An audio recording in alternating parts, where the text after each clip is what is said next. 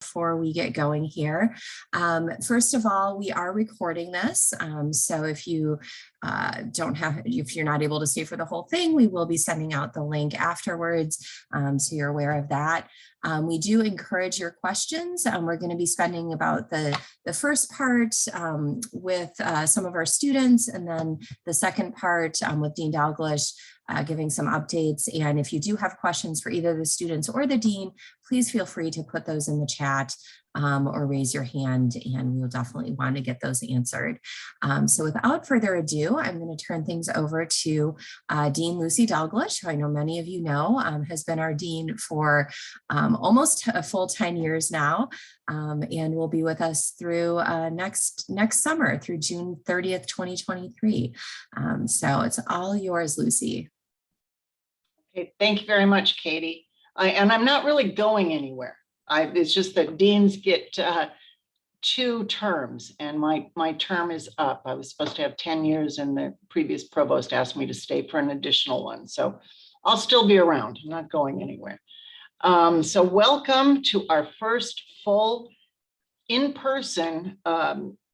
We're completing our first full in-person year on campus since the 2018-19 school year. And next month will be the very first in-person college commencement ceremony since December of 2019. So things are, more on track than they were over the last couple of years. It's been 5 semesters of some pretty tricky things for all of our faculty, staff, and students to navigate. Donor support has been crucial to us during the pandemic, and those of you who contributed, thank you so much. You helped us pivot in the way we teach during the pandemic, and you made it possible for the students who were struggling with finances to stay in school, and there were many of them. Your support also makes it possible for our students to take on innovative and impactful reporting projects like Printing Hate, Essential and Exposed, and the recent Title IX collaboration. So thank you to everyone on this Zoom call who has invested in our students over the last 2 years. I'm going to introduce 3 students that we have with us today, and I'll pose some questions to them and then invite you to ask a couple of questions. First of all, we have Clara Longo de Freitas. She's in the spring class of 22. She's originally from Brazil, and she's done internships at The Hill and the Baltimore Sun. She won a Society of Professional Journalists Award for a story about how the pandemic impacted adoption and foster care processes at local, state, and national levels. And she worked on the Howard Center investigative story about homelessness and evictions. Then we have Clara Newhouse. Clara is a master's student and a Howard Fellow in the Roy Howard Center for Investigative Journalism. She came to us with about 10 years of reporting experience, and she did some remarkable data projects and stories for both Printing Hate and the Title IX projects. Then we have Jacob Richmond. He's also from the class of 22. He's a sports reporter and co-sports editor for the Diamondback. And he covered the Super Bowl with the Sports Business Journal as part of a new partnership between the Shirley Povich Center for Sports Journalism and the Sports Business Journal. And thanks to a Merrill alum by the name of John Orend. He has interned at the Gaming Society, founded by Merrill alum Jamie Mesler, and he's not a scholarship student. So thanks to all 3 of you for joining us today. And just one by one, I'd like you to quickly tell us, what has your Merrill experience been like, and what opportunities have you taken advantage of as a student? Clara, why don't you start? Yeah, for sure. So basically at Merrill, I've done a lot of stuff with Howard Center for Investigative Journalism. Like Dean Dalglish said, I worked with reporting for their eviction stories, for their homelessness stories. I did a whole story about a jail diversion program in Florida. I think the coolest thing about Merrill is that I also had the opportunity to do more illustrations, which I know that Merrill doesn't have like a a big curriculum on that yet, but they do provide that opportunity. Like I was able to do illustrations for the Printing Hate project, which also won an award, was really cool. And I was also able to do illustrations for CNS. I was able to do some stories for CNS about just policy, like the abortion story. I was also just able to do stuff like we covered the impeachment trials. We covered just the what's it called, the inauguration of President Joe Biden. So really, it was almost like a crash course on journalism. We were able to cover so many different things in such a little time. We covered the pandemic. We covered elections. So yeah, I think overall I had a really positive experience in Merrill, and Merrill is just a great place for you to just try things out and see what you like to do. Thank you. Clara, how about you?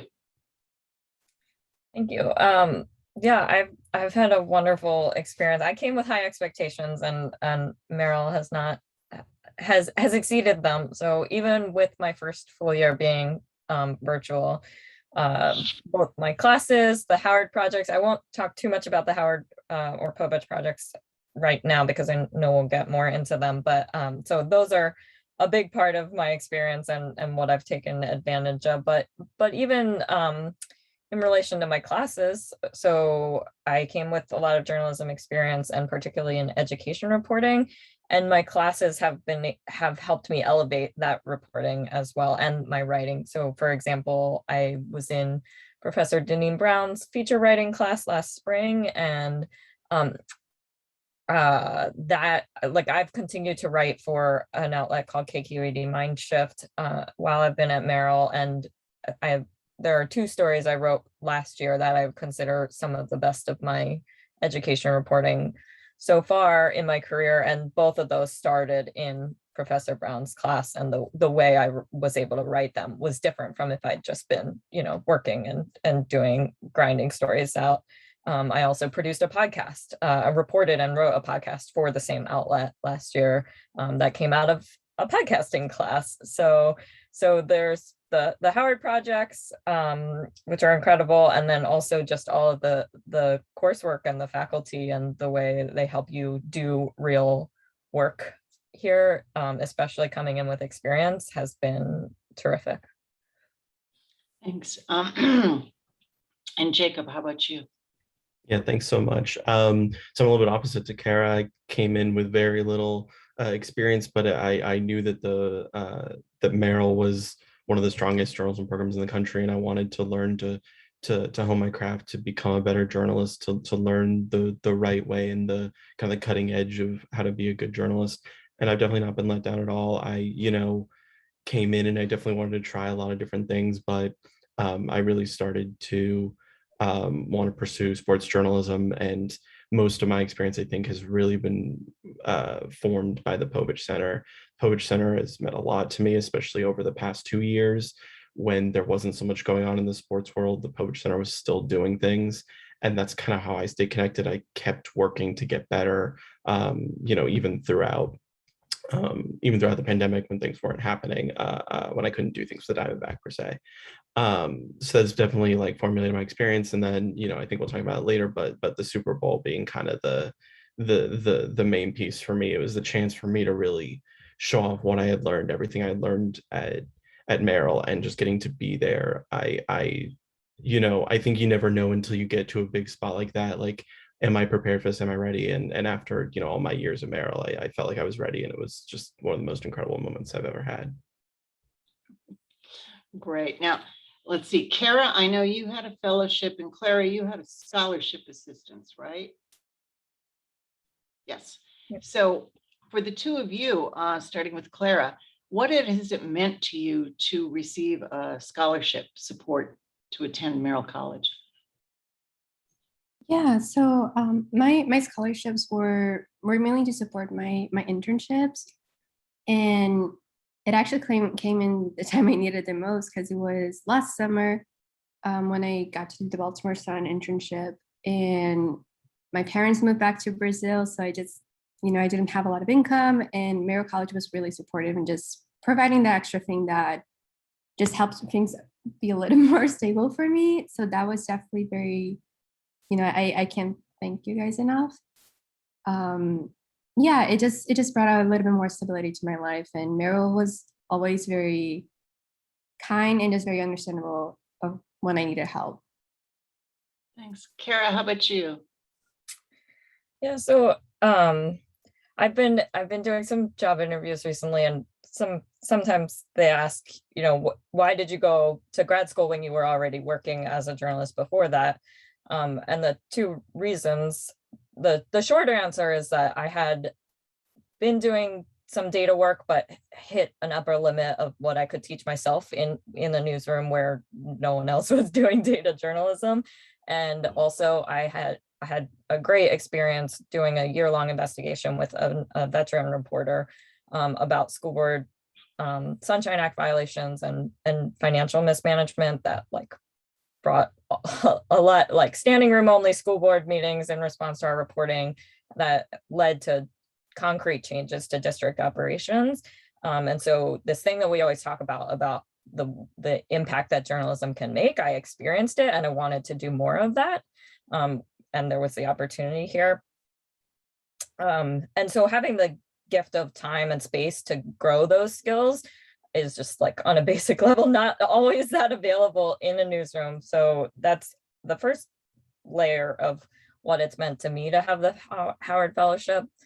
The longer answer too is that in between that investigative experience that I had and coming to Merrill, I actually left journalism for a couple of years because I was in a very bad marriage and my career was actively being prevented from moving forward.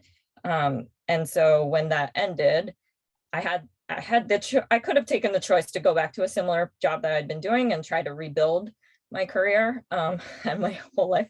But having the fellowship here allowed me to not just rebuild, but to expand and propel to another level beyond what I had already been doing, especially in investigative and data-driven investigative reporting. So yeah, like Clara said, I cannot thank Merrill enough for that opportunity.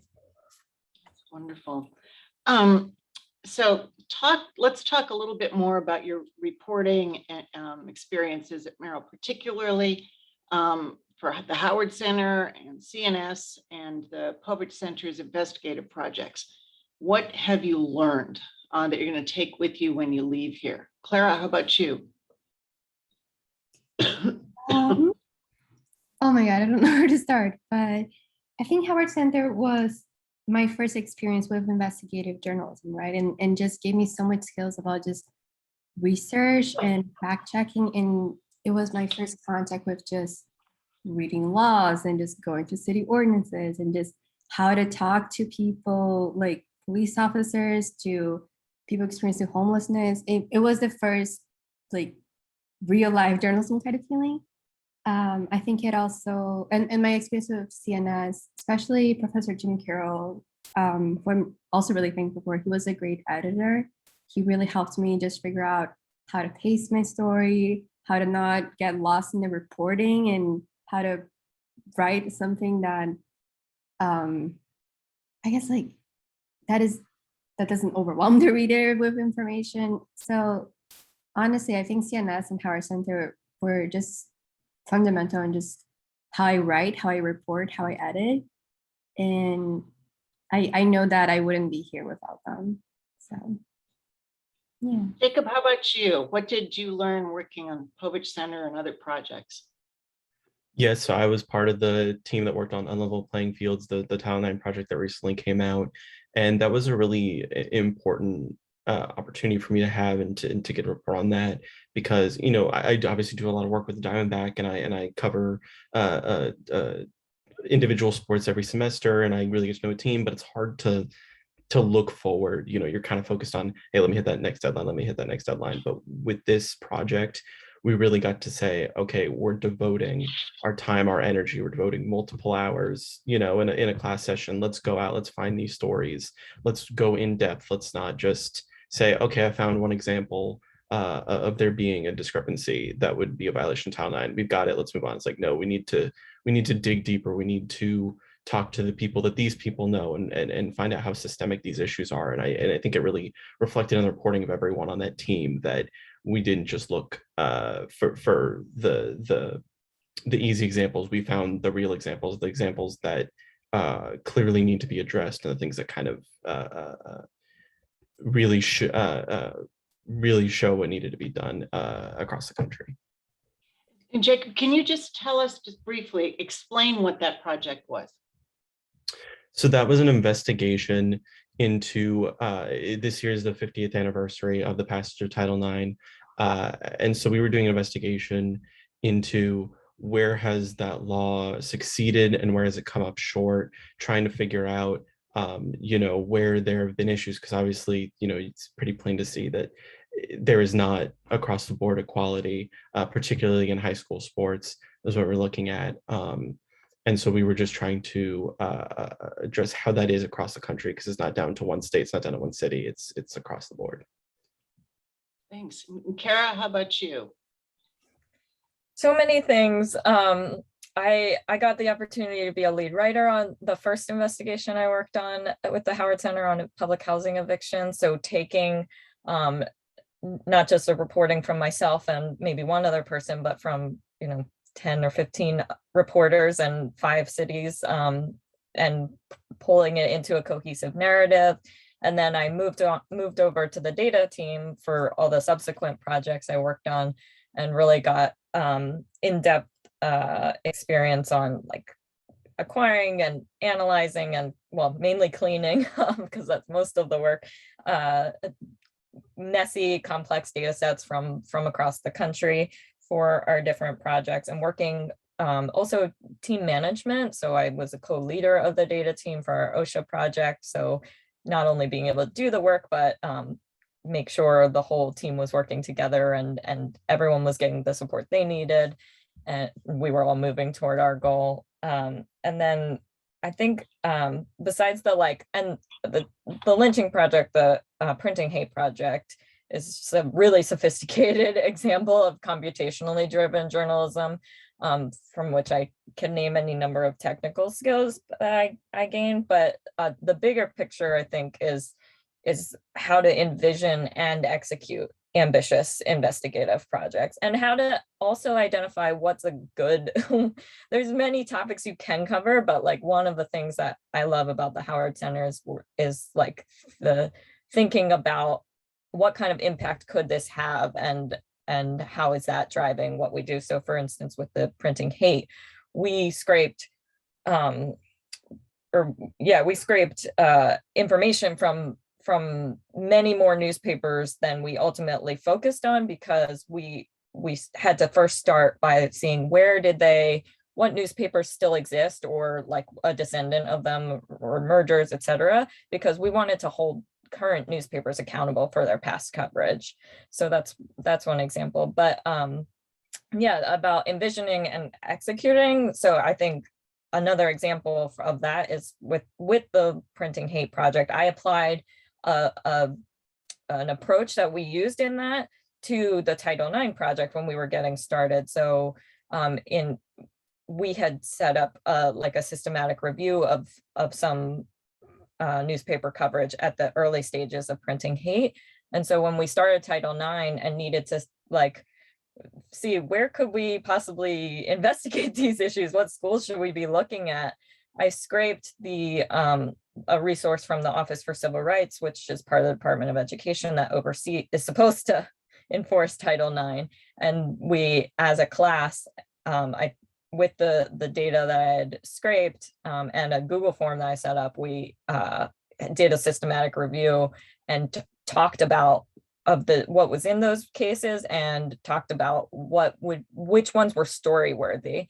And so those ultimately, like out of that review and those conversations, are the cases that a lot of the reporters ended up writing about. So I think one of the things that happens with printing hate is people look at it and say, you had like 30 or more reporters, you can't do that everywhere. But all of those lessons about how we did it can be applied in other settings, even if it's just ourselves. And you just have to have the thinking of how to do it and also how to make choices based on your scale and resources.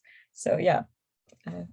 Thanks. And for those of you who don't know, Printing Hate was about a 9-month project where the classes investigated instances between 1860 and 1960 where newspapers were the drivers in violence toward Blacks and other minorities, lynchings and whatnot. And it was very, very impactful. And among the other things we did last summer was we invited students from 6 or 8 historically Black colleges and universities who worked on the project with us. And I think that was an important experience for all of our students as well. And I think it's going to lead to us getting some really cool master's students too. Jacob, I just quickly want to ask you, you had some opportunities through some alums of Merrill College, Jamie Mesler, and then the other, the chance to cover the Super Bowl. Can you talk a little bit about what it means to be able to network with our alumni? Yeah, it's been a real game changer for me, just getting to meet all the former people who went to Merrill and the different things that they go and do. I'm also someone who's not always been sure what avenue, to take after college. I think that one of the really nice things is that I feel prepared for a lot of different paths in life, but I got to intern at Jamie Mesler's startup called the Gaming Society, which was not something I'd ever anticipated. I mean, first of all, nothing like it really existed before, but getting to go and explore a new field in this, in kind of the gamification of sports betting, and getting to do it alongside someone who used to be a Merrill student was just kind of crazy, and a really just enriching opportunity there when I'd not had very many opportunities outside of Merrill colleges get. When I kind of heard about that opportunity through Povich Center, I was like, okay, I need to jump on this and try this now. And then when it came to going to the Super Bowl and working with Sports Business Journal and with John Arand, I know in the past that someone had been sent from Merrill College to go and cover the Super Bowl, but and I spoke with a lot of the people who got the chance to do that. And although their experience was they were all incredible, I got this incredibly different appreciation for it, because not only was I getting to see work of mine in Sports Business Journal, but I was getting to work along this team of incredible journalists, including John, but there was, I think, 5 or 6 people there from Sports Business Journal, and I was just able to pick their brains, just be able to really get time with people who are out there doing that kind of journalism from day to day, and then getting to contribute and be considered an equal. There was no point on that trip where I was like, well, I mean, there were some moments where I was like, it's crazy I'm here, I can't believe it. But, there was never a moment where I didn't feel like I could, go and ask a question and to just try and understand something better. I would go to random discussions about NFL fan engagement using Second Spectrum, and I had to kind of be, have some stuff be explained to me. This is how the NFL is trying to modify their broadcast to make it more interesting to the consumer, and just kind of getting more of that sports business angle, which is another really unique part of journalism that I never really got to experience before, and was really lucky that I got to do that alongside John. Thanks. So now very quickly, I'm going to run through and ask each of you, what are your plans for the future? Okay, Clara, how about you? Well, I mentioned I'm doing some interviews for some positions right now, so I don't know exactly what my plans will end up being, but I intend to keep doing data-driven investigative journalism and being a reporter for the foreseeable future. Okay, Jacob, how about you? So I'm currently working as the high school baseball reporter for the Washington Post. I'll be continuing to do that for a few more months, and then from there we'll see. I'm also doing some interviews right now, hoping to continue in the world of sports, and just see where it takes me. So I'm excited for that. Thanks. And Clara, I'm going to ask you the same question, but I'd also like to have you answer the question from Amy Daly, if you can see it. She asks, what do you thought about your experience at the presidential inaugural, especially with the challenges of COVID and the aftermath of January 6th? Can you take both of those questions? Yeah, for sure. So I know that especially after January 6th, a lot of people were nervous. They were wondering if something was going to happen. And I think our professor was really good about making sure that we were aware there might be, some crazy breaking news. And he made sure that we knew how to keep track on things. Like I was on Twitter, I had like a bunch of pages open just to like make sure that I wasn't missing anything. So it was a really interesting experience. It was something that I never done it before. And there was a lot of, the stress of what if something happens, but I did feel like we had a lot of guidance on how to cover the event. And I would love to do it again, maybe in person someday. And about like the future. So I'm interning at Political Magazine over the summer. After that, I'm not super sure, but I would love to keep doing something like that, like more long form journalism, policy journalism, investigative journalism, something like that. So, I'll do some interviews and I'll see where it leads me. Can I say Yeah, Clara. another thing? Yeah, I intend to keep being a reporter, but something that's been really cool just in my last semester with Derek Willis's news apps class is really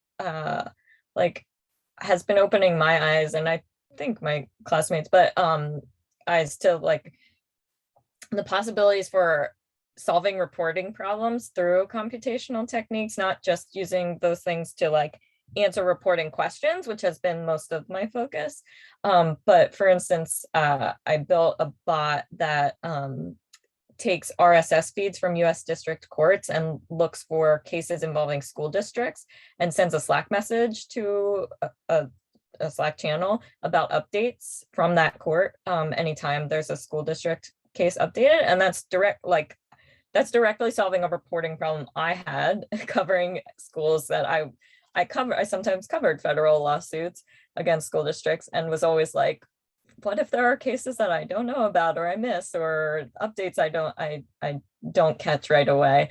And this solves that problem. And so I don't know that it'll be like that. I'll go into a news app developer job, although, who knows, but I think I will continue doing that kind of thing in wherever I work or, just as projects, because it's really cool. And like now in that example, I really want to share it with some other education reporters so they can make use of it. And that's a great contribution to our field, I think.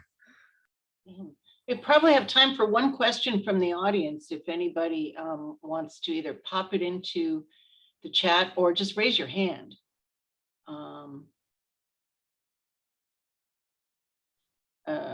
Eugene. Okay, from Eugene Oba. How do you plan to continue navigating the challenges of COVID in the job market and the continued evolution in the way the public consumes or even perceives media?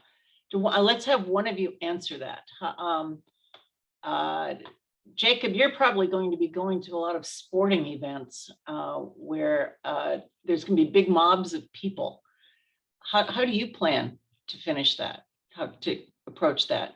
Yeah, it's certainly been interesting. And, my time covering the last year, I've covered Maryland men's basketball, Maryland football, kind of navigating, the way that changes sometimes on a weekly basis from, we would go from periods where all of the interviews were over Zoom, and then we get, weeks of in-person, and then we get weeks of in-person where we had to be 10 feet away from the players, which has been a very unique challenge, and just trying to adjust to, particularly in sports with kind of like the limited access. I know that in a lot of places, open locker rooms are starting to come back, and more that is starting to happen, but there's definitely still clearly a gap from where we once were.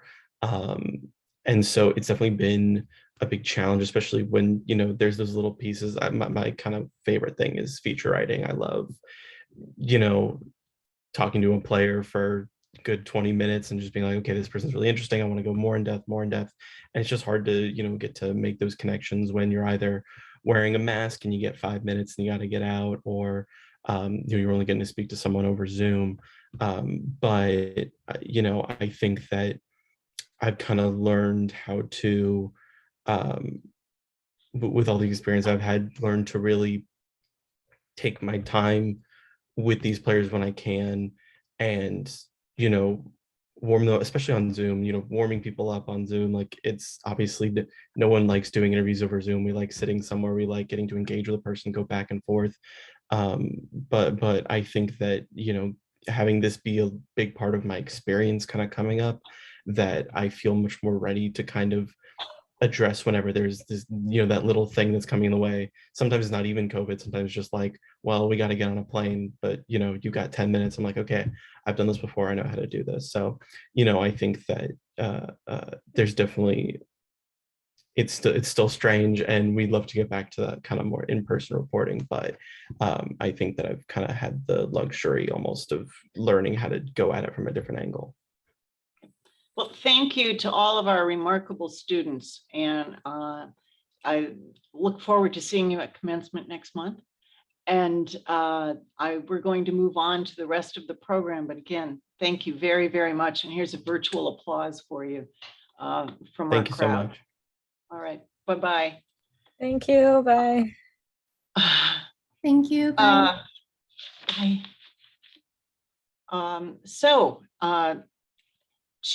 I have a few things I'd like to chat with you about, just updates from the college over with our remaining time. I'm going to try to go kind of quickly so that you have a chance to ask me questions.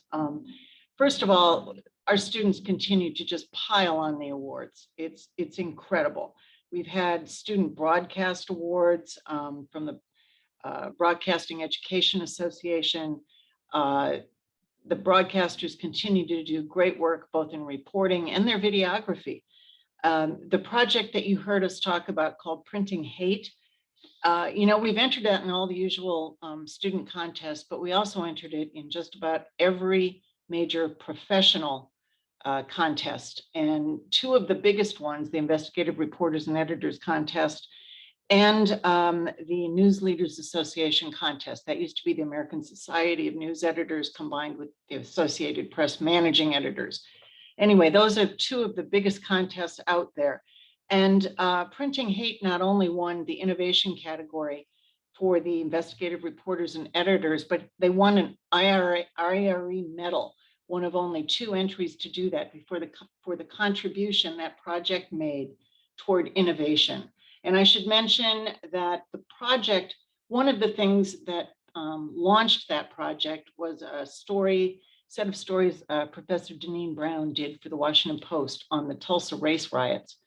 The rest of our faculty and students sort of took those lessons from that story and continued on. It also won the News Leaders Association Punch Sulzberger Innovator of the Year Award, which is a really big deal. The other winners of the categories for that contest were the Washington Post, the New York Times, the LA Times, and ProPublica. It was just incredible to see them cited for what they called the game-changing, astonishing data work that our students did and that you heard Clara talk about a little bit. Faculty member Dana Priest, who had taken a sabbatical last year, her sabbatical was very, very effective, did exactly what we want sabbaticals to do. Dana was one of the lead reporters for the Pegasus Project that you might have seen. I think it's possibly going to win a Pulitzer Prize next week.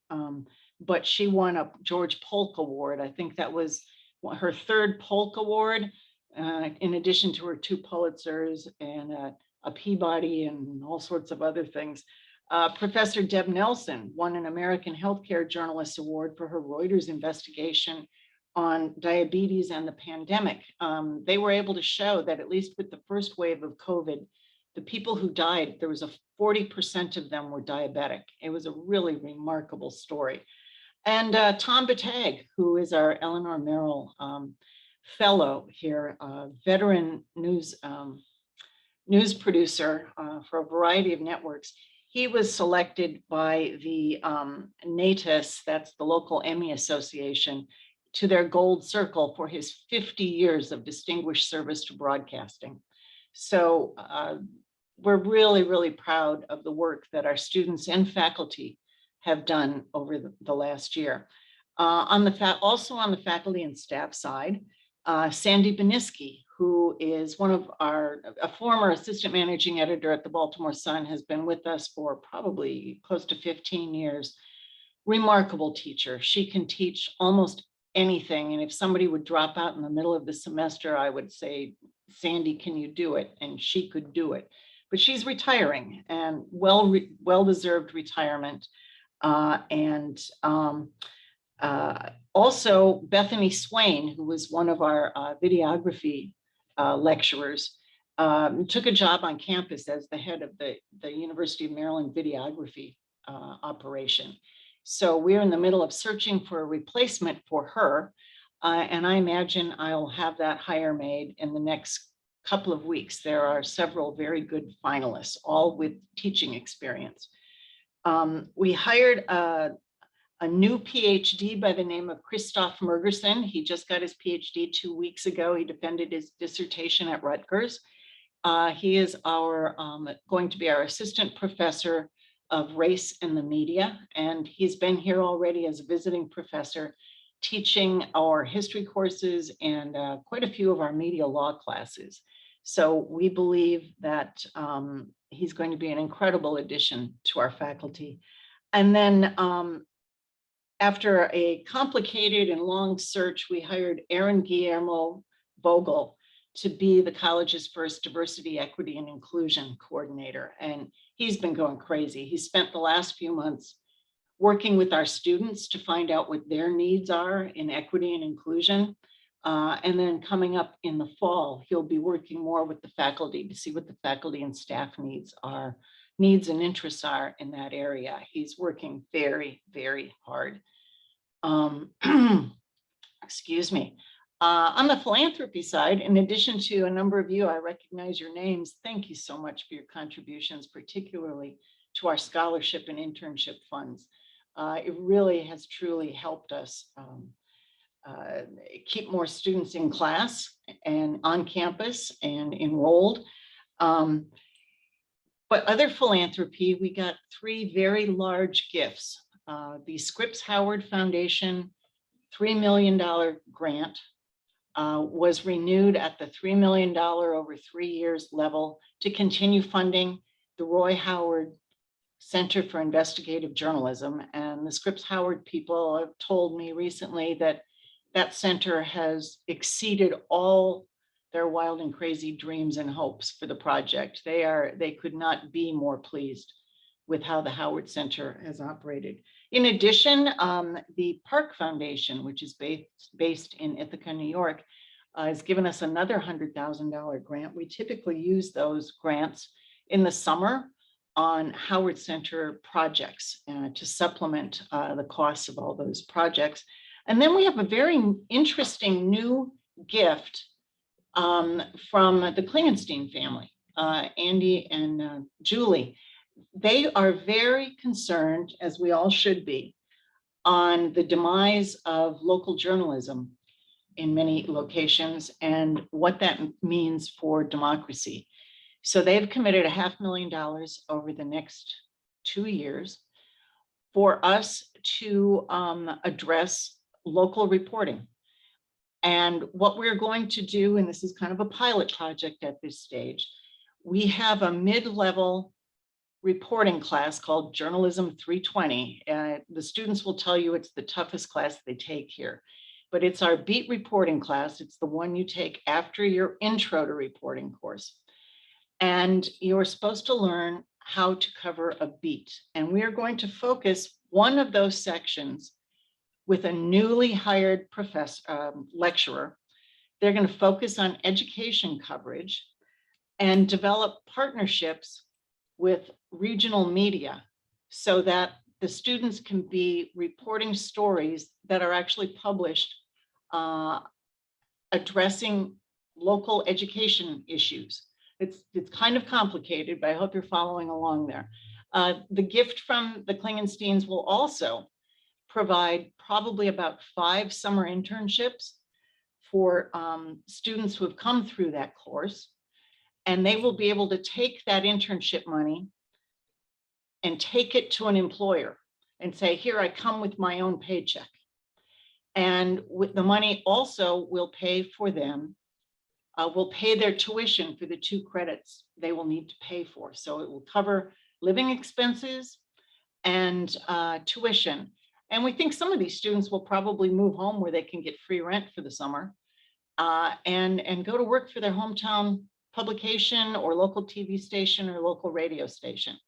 It's a really interesting out of the box gift from the Klingensteins, and they credit Professor Ira Chinoy for opening their eyes to the problems with local journalism and the lack of local journalism. And they also credit Margaret Sullivan from the Washington Post, the media columnist.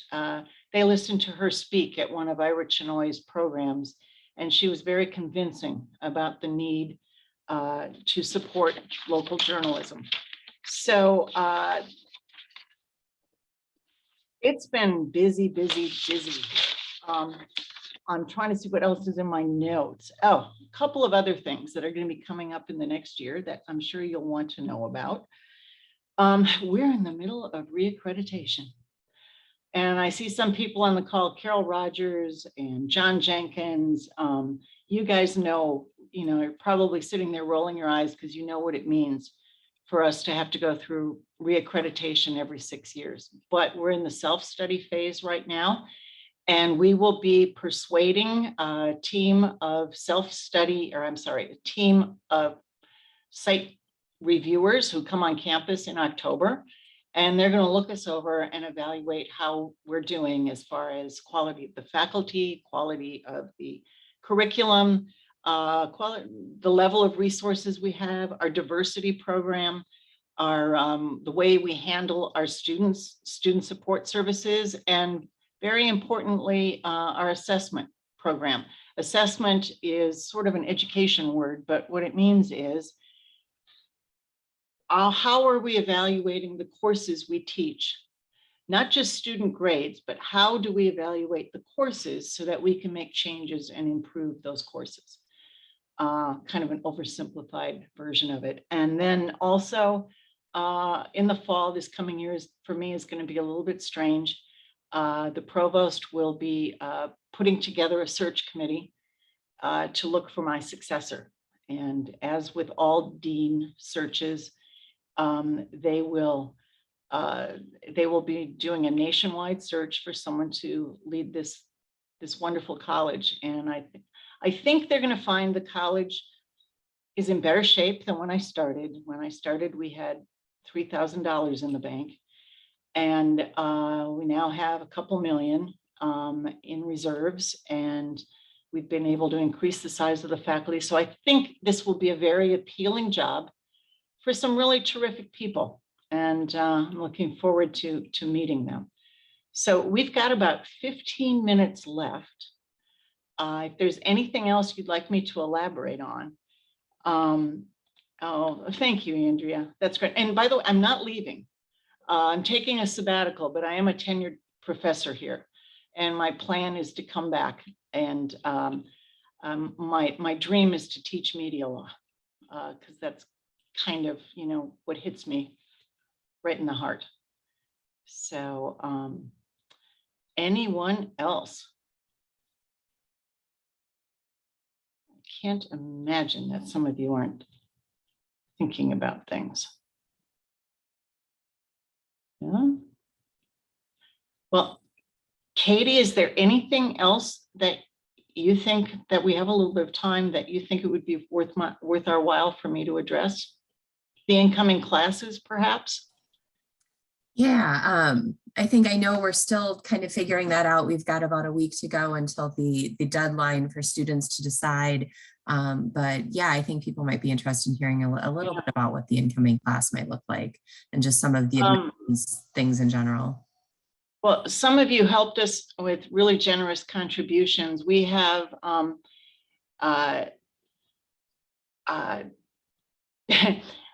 we have interesting challenges at this college because we're a destination college for students who want to study journalism from all over the country. And so once again, they admitted about 75% of our admitted freshmen are from out of state. And that sort of gives you a little bit of, heartburn, because you realize that, no other college has that many out of state students. But we have such incredible interest from out of state students. So we have to figure out how to give them scholarship money or pay really close attention to their needs and make them want to actually sign on the dotted line or hit the box on the webpage saying, yes, I'm coming. So we have until May 1st to find out whether or not we're going to hit a decent level. For us, an ideal class size is about 100 to 120. We're short of that right now, but we're hoping to put a big push on. The provost has helped us. We use some of the money. We spread out the money to all of our students, but to some of the out-of-state students got a little bit more in an effort because they have, they come in and it's like they're paying private school tuition. So we need to help them as much as we can to take advantage of the talent that comes from all over the country. I think Josh Madden, my assistant dean, calculated, once again, we had admitted students from 32 states. So now we just have to land them. So it's that last nervous pitch. And thank you for the lovely comments, everybody. We really appreciate it. We'll be having commencement on May 19th and 20th. As always, we'll be live streaming the college.